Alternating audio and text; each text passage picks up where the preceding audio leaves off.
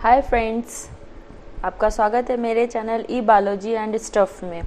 दोस्तों, अगर आप पीएचडी करना चाहते हो और आपके पास अभी कोई फेलोशिप नहीं है and if you are interested in studying human diseases specially leukemia, तो ये जो फेलोशिप है ये बेस्ट फेलोशिप है आपका पीएचडी परस्यू करने के लिए। और इसमें इनिशियली आप as a junior research scholar join होते हो और बाद में आप उसको सीनियर रिसर्च स्कॉलर में भी कन्वर्ट कर सकते हैं। वो कैसे, मैं आपको बताती हूँ।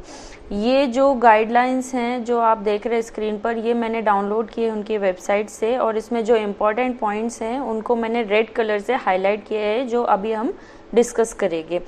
तो ये जो फेलोशिप है ये लेडी टाटा मेमोरियल ट्रस्ट की तरफ से है और इसका नाम है जूनियर रिसर्च स्कॉलरशिप। इसमें जो अवार्ड है आप देख सकते हैं कि वो 31,000 पर मंथ है और कंटिजेंसी ग्रांट 30,000 है, जो कि काफ़ी है आपका जो कंज्यूमेबल है उसको परचेज करने के लिए। और इनकी जो एज लिमिट है वो है 27 अप टू 31 मार्च 2020। ठीक, अभी एलिजिबिलिटी क्या है? तो एलिजिबिलिटी है कि आपने जो MBBS है आइदर वो कंप्लीट किया हो या फिर MSc कंप्लीट किया हो, लेकिन in the year 2019 and 2020 only, यानी जो लास्ट 2 ईयर्स हैं उनमें ही आपने अपना जो MBBS या MSc जो है पोस्ट ग्रेजुएशन वो कंप्लीट किया हो। MSc MBBS के अलावा M फार्मा और MTech वाले भी अप्लाई कर सकते हैं, बस उन्होंने लास्ट 2 ईयर्स में अपना जो पोस्ट ग्रेजुएशन है वो कंप्लीट किया हो।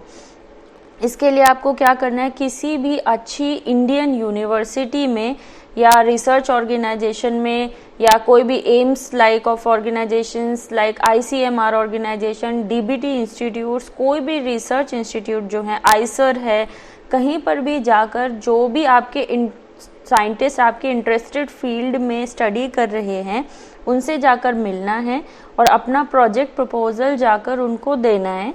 फिर वो आपका प्रोजेक्ट प्रपोजल के लिए अगर रेडी होते हैं तो he will be your guide.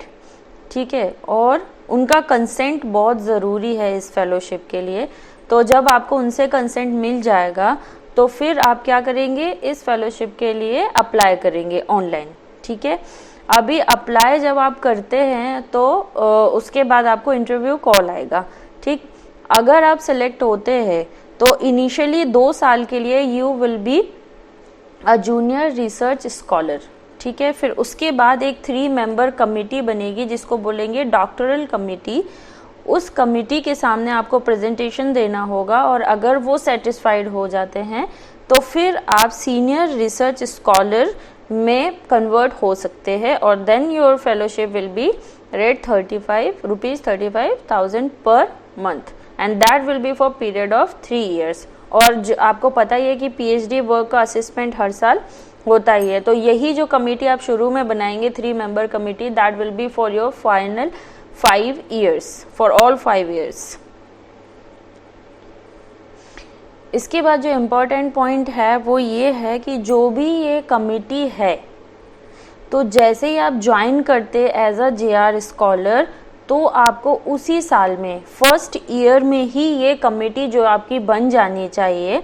और इस कमेटी में कौन कौन होना चाहिए? इस कमेटी में होंगे आपके गाइड, फिर अ प्रोफेसर ग्रेड फैकल्टी, फिर another faculty working in related area of science. जो अनदर फैकल्टी हैं वो किसी और इंस्टीट्यूट के भी हो सकते हैं। तो ये आपकी जो वो कमेटी बन जाएगी। ठीक है, और आपको जो भी प्रेजेंटेशन देने हैं आप इसी कमेटी को देने हैं।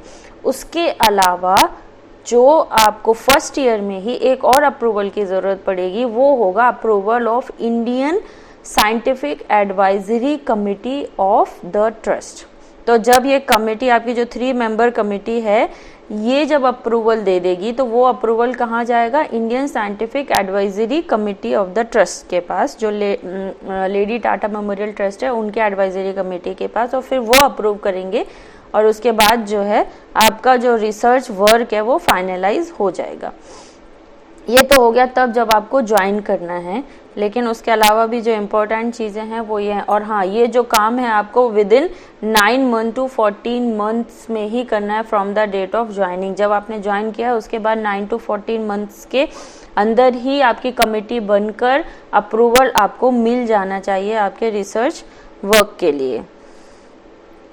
फिर आते हैं कि एलिजिबिलिटी क्राइटेरियाज और क्या क्या हैं। तो एलिजिबिलिटी क्राइटेरियाज, एक तो आपको पता चल गया कि लास्ट 2 इयर्स में आपने पोस्ट ग्रेजुएशन किया हो, और दूसरा इनका इम्पोर्टेंट क्राइटेरिया है कि after class 10 up to your post graduation you should be having more than 60% marks. Class 10 से लेकर आपका जो पोस्ट ग्रेजुएशन में आपने अभी तक किया है उसमें आपके मोर देन 60% मार्क्स होने चाहिए। अगर आप गेट एंड नेट क्वालिफाइड हैं, वेल एंड गुड। अगर नहीं भी हैं देन इट्स ओके। बस उनको जो है गेट और नेट क्वालिफाइड कैंडिडेट्स को थोड़ा सा प्रेफरेंस मिलता है इंटरव्यू के टाइम पर। फिर आते हैं कि HRA कितना मिलेगा। तो if you are residing in cities like Mumbai, Pune, Ahmedabad, Delhi, Kolkata, Chennai, Bangalore and Hyderabad, then you will be getting 25% HRA of your basic value of scholarship. जितनी आपकी फेलोशिप है, स्कॉलरशिप है, उसका 25% HRA मिलेगा। और अगर आप किसी स्मॉल टाउन में रहते हैं other than that these cities, then you will be getting 10% HRA। फिर आते हैं कि आपको अप्लाई कैसे, अप्लाई जो करते वक्त सबसे ज़्यादा ज़रूरी वो है ड्राफ्ट। तो इनका जो ये रूल है उसके मुताबिक डिमांड ड्राफ्ट जो है वो 100 रुपीज़ का डिमांड ड्राफ्ट बनाना है, और ये नॉन रिफंडेबल प्रोसेसिंग फीस है। एंड वो किसके फेवर में बनाना है? लेडी टाटा मेमोरियल ट्रस्ट, और उसमें बॉम्बे हाउस जो उनका एड्रेस है वो भी मेंशन करना है। फिर इसको स्कैन करना है और ऑनलाइन एप्लीकेशन भरते वक्त सबमिट कर देना है। DD के अलावा ये लोग और किसी भी मोड से पेमेंट एक्सेप्ट नहीं करते हैं, इसलिए आपको DD बनवाना ही पड़ेगा। DD बनाकर स्कैन करके आपको ऑनलाइन जब आप फॉर्म भरेंगे तब सबमिट करना पड़ेगा। आप किसी भी नेशनल बैंक से ये DD बनवा सकते हैं। उसके बाद फिर आते हैं कि जो आप प्रोजेक्ट प्रपोजल बना रहे हो उसमें सबसे इम्पॉर्टेंट चीज़ क्या है।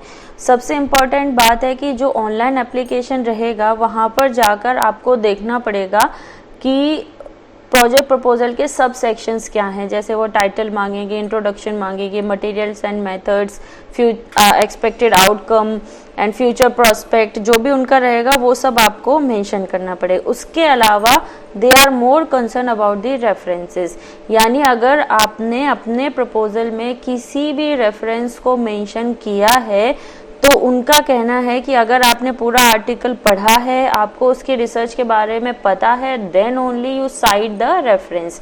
और यहाँ पर साइट करने का जो है उन्होंने तरीका बताया है कि आपको नंबर से साइट करना है। ठीक है, अपने जो भी रेफरेंस होंगे उनको अल्फ़ाबेटिकली अरेंज कर लेना, या फिर जिस नंबर से आप दे रहे हो 1 2 3 4, पहले जो रेफरेंस आया उसको 1, दूसरा जो रेफरेंस है उसको 2 नंबर, इस तरीके से भी दे सकते हैं। ठीक है, तो जहाँ भी आपका सेंटेंस होगा, जो भी आपका रेफरेंस होगा वो will come as a number. फिर इन्होंने बोला है कि जहाँ पर आप रेफरेंसेस लास्ट में जो रेफरेंस की लिस्ट डालेंगे उसमें क्या क्या होने चाहिए। Give the names of all authors when 6 और लेस। 6 तक भी अगर ऑथर्स है तो पूरा नाम, उनके पूरे 6 के नाम देना, एट ऑल नहीं लिखना है। Full title of the paper लिखना है। फिर जर्नल जो है उसका पूरा नाम आएगा, ईयर ऑफ पब्लिकेशन, वॉल्यूम और पेज नंबर जो ये है ये ज़रूर होना चाहिए। अगर आपने इस फॉर्मेट में अपना रेफरेंस सेट नहीं किया है तो your application will not be consider. तो इन चीज़ों का खास ख्याल रखना। इसके अलावा जब आप ऑनलाइन अप्लाई करेंगे तो आपके पास क्या क्या होना चाहिए, आपने जो रिसर्च इंस्टीट्यूट सिलेक्ट किया है वहाँ से एक लेटर आपको साइन कराना पड़ेगा through registrar and director. Format will be given on the website only, website से आपको फॉर्मेट मिल जाएगा। तो वो ड्यूली साइंड बाय रजिस्ट्रार और director and the head of the department. फिर दूसरा जो लगेगा वो होगा लेटर फ्रॉम द सुपरवाइजर और रिसर्चर, जो मैंने बताया कि आपके जो गाइड होंगे उनका। फिर a joint letter from the 3 members of the doctoral committee, जो कमेटी मैंने बोला था कि गाइड और एक प्रोफेसर और एक और जो रिसर्च आपके सजेस्टेड रिसर्च एरिया में वर्क कर रहे हैं। 3 लोगों की कमेटी। उसके अलावा a separate letter from the head of the department और research guide giving comments on the past research experience and on the competence, यानी जो भी उनका पास्ट रिसर्च एक्सपीरियंस है और अभी आपका वर्क का क्या रिलेवेंस है उसके बारे में वो लिखकर एक सेपरेट लेटर जो है देना होगा। और अभी ये 15 को ही ओपन हुआ है और इसकी जो लास्ट डेट रहेगी वो 15 जनवरी तक रहेगी। इन्होंने यहाँ पे मेंशन नहीं किया है या फिर ये आया नहीं है।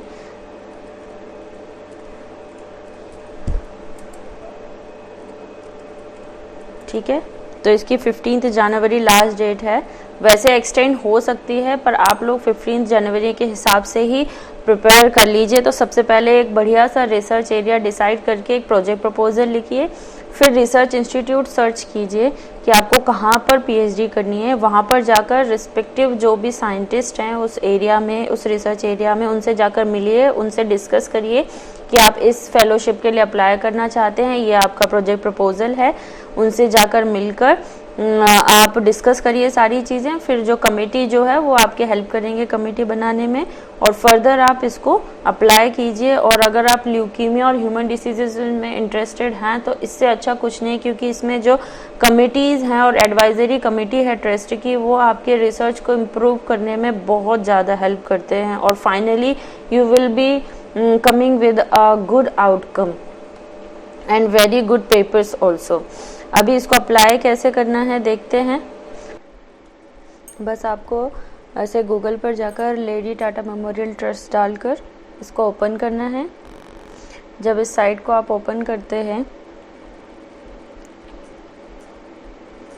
तो यहाँ पर आप देखेंगे इंडियन अवार्ड्स, तो इधर क्लिक हियर जूनियर स्कॉलरशिप।